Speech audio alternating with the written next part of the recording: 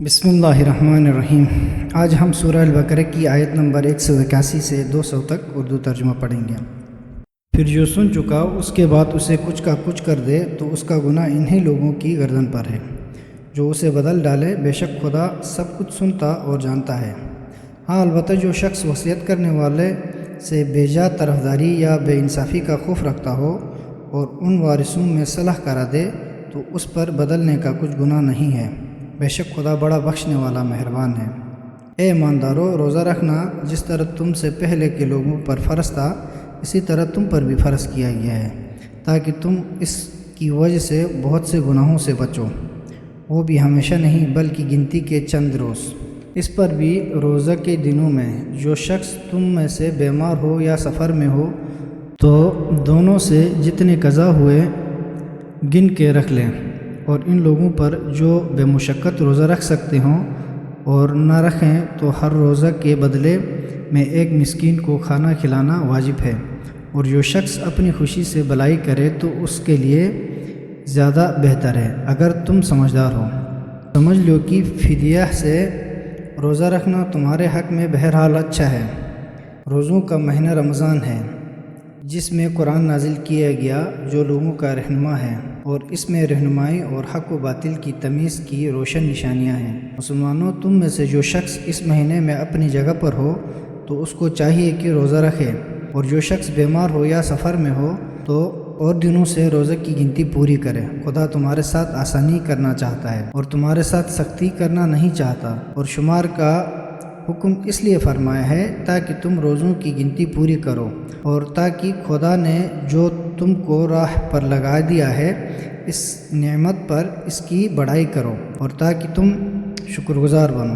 اے رسول صلی اللہ علیہ وآلہ وسلم، جب میرے بندے میرا حال تم سے پوچھو تو کہہ دو کہ میں ان کے پاس ہی ہوں، اور جب مجھ سے کوئی دعا مانگتا ہے تو میں ہر دعا کرنے والے کی دعا سن لیتا ہوں، اور جو مناسب ہو تو قبول کرتا ہوں۔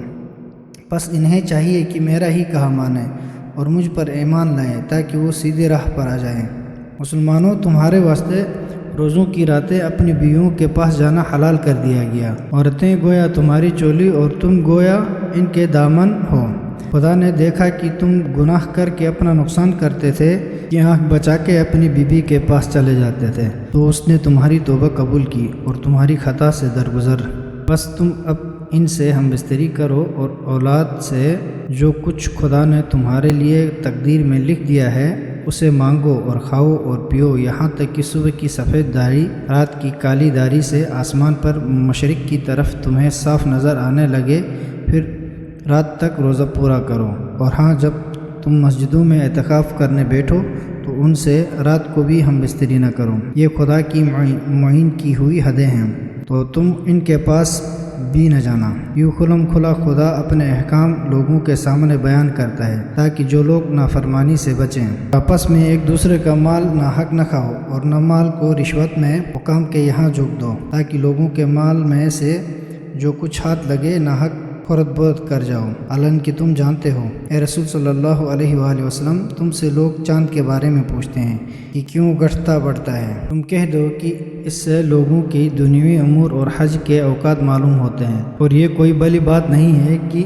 گھروں کے پیچھے سے پھاند کے آؤ، بلکہ نیکی اس کی ہے جو پرہیزگاری کرے، اور گھروں میں آنا ہو تو ان کے دروازوں کی طرف سے آؤ، اور خدا سے ڈرتے رہو تاکہ تم مراد کو پہنچو۔ اور جو لوگ تم سے لڑے تم بھی خدا کی راہ میں ان سے لڑو اور زیادتی نہ کرو، کیونکہ خدا زیادتی کرنے والوں کو ہرگز دوست نہیں رکھتا۔ اور تم ان مشرکوں کو جہاں پاؤ مار ہی ڈالو، اور ان لوگوں نے جہاں مکہ سے تمہیں شہر بدر کیا ہے تم بھی انہیں نکال باہر کرو، اور فتنہ پردرازی شرک خونریزی سے بھی بڑھ کر ہے۔ جب تک وہ لوگ مسجد الحرام کے پاس تم سے نہ لڑیں تم بھی اس جگہ پر ان سے نہ لڑو، بس اگر وہ تم سے لڑیں تو بے کھٹ کے تم بھی ان کو قتل کرو، کافروں کی یہی سزا ہے۔ اگر وہ لوگ باز رہیں تو بے شک خدا بڑا بخشنے والا مہربان ہے، اور ان سے لڑے جاؤ یہاں تک کہ فساد باقی نہ رہے اور صرف خدا ہی کا دین باقی رہ جائے۔ پھر اگر وہ لوگ باز رہیں تو ان پر زیادتی نہ کرو، کیونکہ ظالموں کے سوا